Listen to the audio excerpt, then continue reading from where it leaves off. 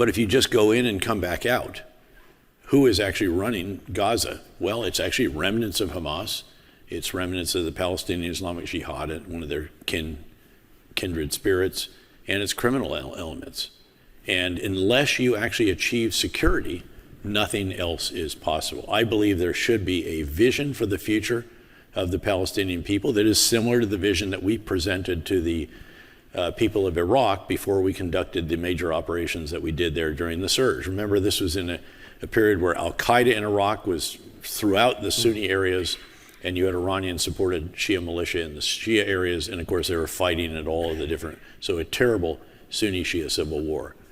The way out of this is to provide a vision, and we would go to the people of Fallujah, and we would tell them in advance of our operation, we are going to make your lives better. We're going to do it by getting Al-Qaeda out of your neighborhoods, and then we're going to stay in those neighborhoods. We're going to create gated communities, essentially. It's an accurate description, but with much more effective walls. In fact, we would tell them, I said, look, you know, it costs a lot of money to be in a gated community in Florida, and we're going to give it to you for free here in Fallujah. But I think Fallujah, we did something like 12 gated communities. You clear them completely. Every building, floor, room, cellar, and in Gaza it includes vast tunnel complexes and subterranean infrastructure. We then create these, again, gated communities. You then begin the organized provision of humanitarian assistance. And because you have security now, you can use non-governmental organizations to do it, contractors. If you do this in Gaza, you can introduce Palestinian security forces that would be trustworthy and be trained and equipped perhaps at the Jordan International Police Training Center that we've used over the years for a variety of different forces. So the Israeli response is, well, we don't have the size force that's required for clear hold and build, such as you did during the surge in Iraq, and they're right. So you'd have to do it incrementally. But there's a famous saying from Vietnam by one of the iconic figures of that war, John Paul Vann, who said security may be 10% of the problem or 90% of the problem.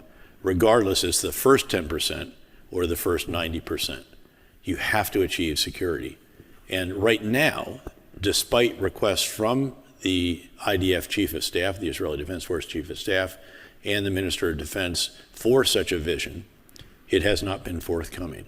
My proposal would be to tell the Palestinian people, we're going to make your lives better by getting Hamas out of your lives, and also Palestinian Islamic Jihad, there's some others.